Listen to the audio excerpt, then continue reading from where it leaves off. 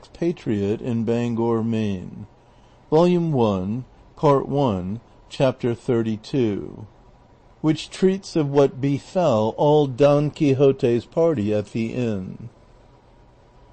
Their dainty repast being finished, they saddled at once, and without any adventure worth mentioning, they reached next day the inn, the object of Sancho Panza's fear and dread.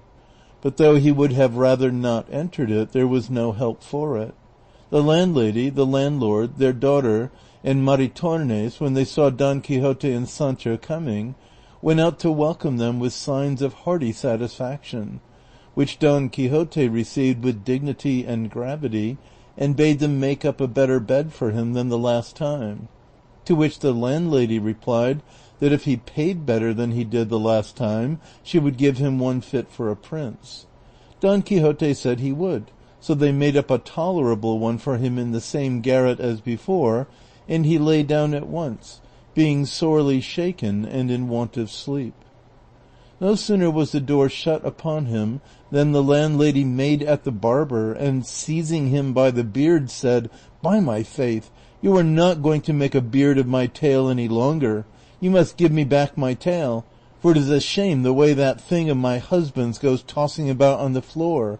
I mean the comb that I used to stick in my good tail."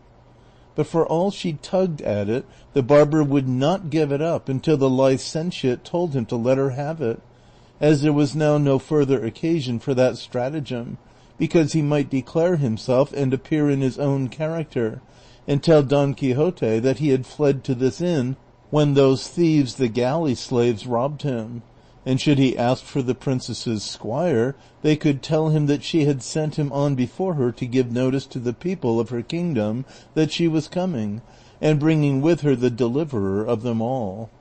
On this the barber cheerfully restored the tail to the landlady, and at the same time they returned all the accessories they had borrowed to effect Don Quixote's deliverance.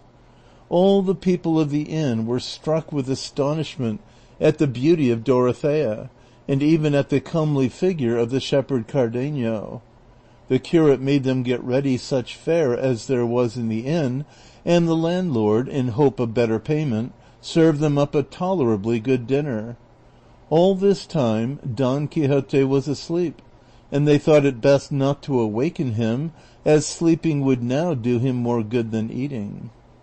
While at dinner, the company consisting of the landlord, his wife, their daughter Maritornes, and all the travellers, they discussed the strange craze of Don Quixote, and the manner in which he had been found, and the landlady told them what had taken place between him and the carrier, and then looking round to see if Sancho was there, when she saw he was not, she gave them the whole story of his blanketing, which they received with no little amusement. But on the curate observing that it was the books of chivalry which Don Quixote had read that had turned his brain, the landlord said, "I cannot understand how that can be, for in truth, to my mind, there is no better reading in the world, and I have here 2 or 3 of them with other writings that are the very life, not only of myself, but of plenty more. For when it is harvest time, the reapers flock here on holidays, and there is always one among them who can read, and who takes up one of these books, and we gather round him, 30 or more of us, and stay listening to him with a delight that makes our gray hairs grow young again. At least I can say, for myself, that when I hear of what furious and terrible blows the knights deliver, I am seized with the longing to do the same, and I would like to be hearing about them night and day." "And I just as much," said the landlady, "because I never have a quiet moment in my house except when you are listening to some one reading, for then you are so taken up that for the time being you forget to scold." "That is true," said Maritornes, "and faith, I relish hearing these things greatly too, for they are very pretty, especially when they describe some lady or another in the arms of her knight under the orange trees, and the duenna who is keeping watch for them half dead with envy and fright. All this, I say, is as good as honey." "And you, what do you think, young lady?" said the curate, turning to the landlord's daughter. I don't know indeed, senor, said she. I listen too, and to tell the truth, though I do not understand it, I like hearing it. But it is not the blows that my father likes that I like, but the laments the knights utter when they are separated from their ladies, and indeed they sometimes make me weep with the compassion I feel for them. Then you would console them if it was for you they wept, young lady, said Dorothea. I don't know what I should do, said the girl. I only know that there are some of those ladies so cruel that they call their knights tigers and lions and 1,000 other foul names, and Jesus, I don't know what sort of folk they can be, so unfeeling and heartless, that rather than bestow a glance upon a worthy man, they leave him to die or go mad. I don't know what is the good of such prudery. If it is for honor's sake, why not marry them? That's all they want. Hush, child, said the landlady. It seems to me thou knowest a great deal about these things, and it is not fit for girls to know or talk so much. As the gentleman asked me, I could not help answering him, said the girl. Well then, said the curate, bring me these books, senor landlord, for I should like to see them.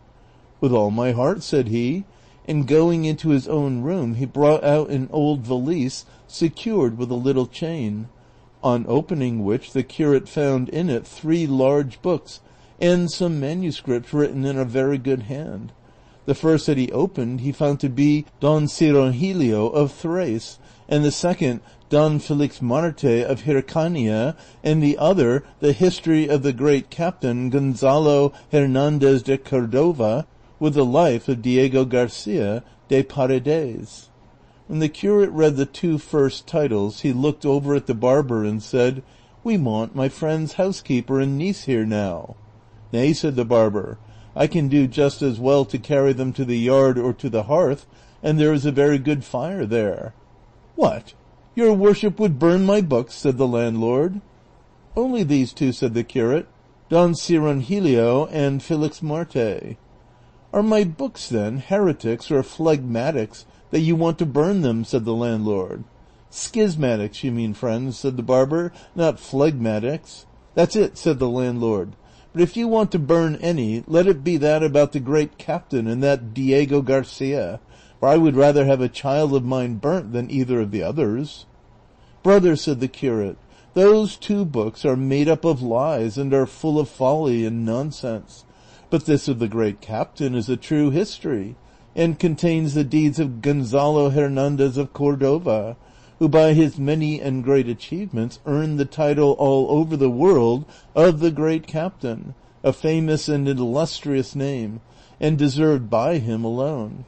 And this Diego Garcia de Paredes was a distinguished knight of the city of Trujillo in Estremadura, a most gallant soldier, and of such bodily strength that with one finger he stopped a mill wheel in full motion, and posted with a 2-handed sword at the foot of a bridge, he kept the whole of an immense army from passing over it, and achieved such other exploits that if instead of his relating them himself with the modesty of a knight and of one writing his own history, some free and unbiased writer had recorded them, they would have thrown into the shade all the deeds of the Hectors, Achilleses, and Rolands.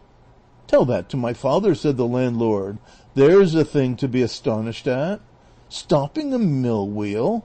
By God, your worship should read what I have read of Felix Marte of Hircania, how with one single backstroke he cleft 5 giants asunder through the middle, as if they had been made of bean pods like the little friars the children make. And another time he attacked a very great and powerful army, in which there were more than 1,600,000 soldiers, all armed from head to foot, and he routed them all as if they had been flocks of sheep.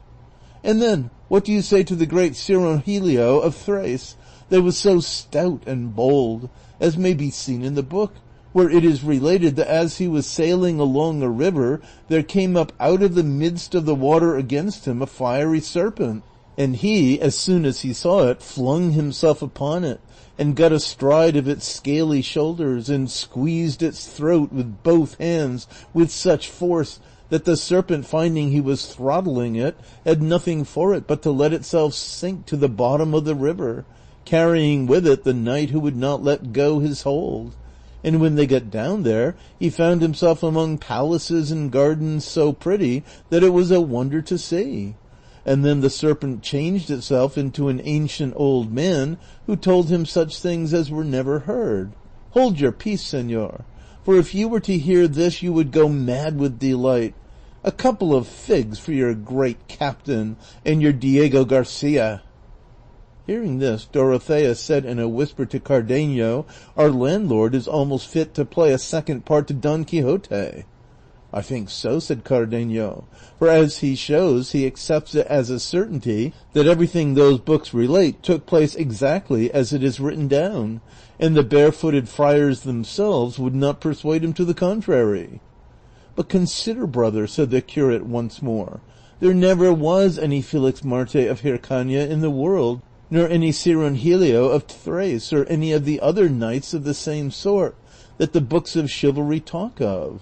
The whole thing is the fabrication and invention of idle wits, devised by them for the purpose you describe of beguiling the time, as your reapers do when they read.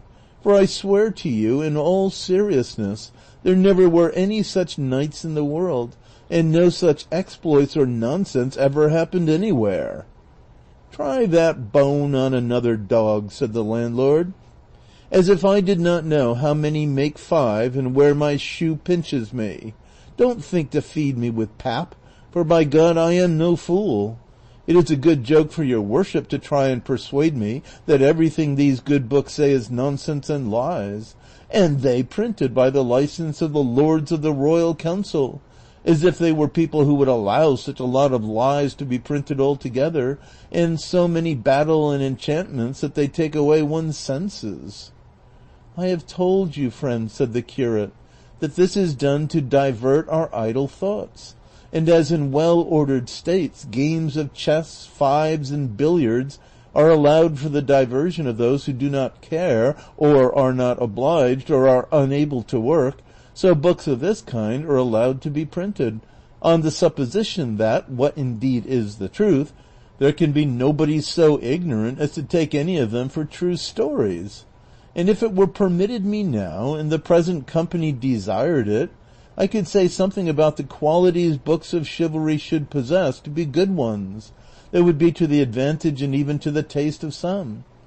But I hope the time will come when I can communicate my ideas to someone who may be able to mend matters. And in the meantime, Senor Landlord, believe what I have said, and take your books and make up your mind about their truth or falsehood, and much good may they do you. And God grant you may not fall lame of the same foot your guest Don Quixote halts on." "No fear of that," returned the landlord. "I shall not be so mad as to make a knight errant of myself, for I see well enough that things are not now as they used to be in those days, when they say those famous knights roamed about the world."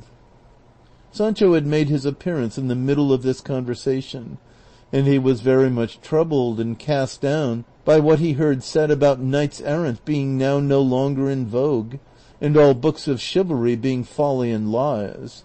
And he resolved in his heart to wait and see what came of this journey of his master's, and if it did not turn out as happily as his master expected, he determined to leave him and go back to his wife and children and his ordinary labor. The landlord was carrying away the valise and the books, but the curate said to him, "Wait, I want to see what those papers are that are written in such a good hand." The landlord, taking them out, handed them to him to read, and he perceived they were a work of about 8 sheets of manuscript, with, in large letters at the beginning, the title of "Novel of the Ill-Advised Curiosity." The curate read 3 or 4 lines to himself and said, "I must say the title of this novel does not seem to me a bad one, and I feel an inclination to read it all."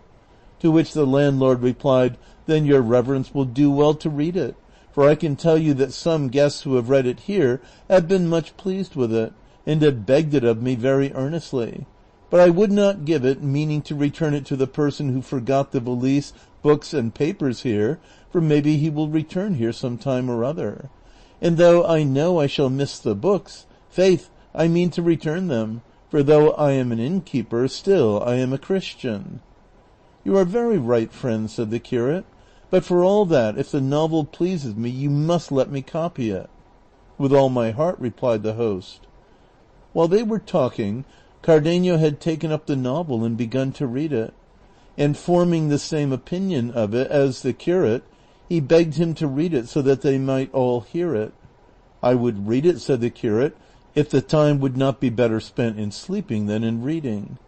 "It will be rest enough for me," said Dorothea, "to while away the time by listening to some tale, for my spirits are not yet tranquil enough to let me sleep when it would be seasonable." "Well then, in that case," said the curate, "I will read it, if it were only out of curiosity. Perhaps it may contain something pleasant." Master Nicholas added his entreaties to the same effect, and Sancho too, seeing which, and considering that he would give pleasure to all and receive it himself, the curate said, "Well then, attend to me every one, for the novel begins thus." End of Volume 1, Part 1, Chapter 32. Recording by Expatriate in Bangor, Maine.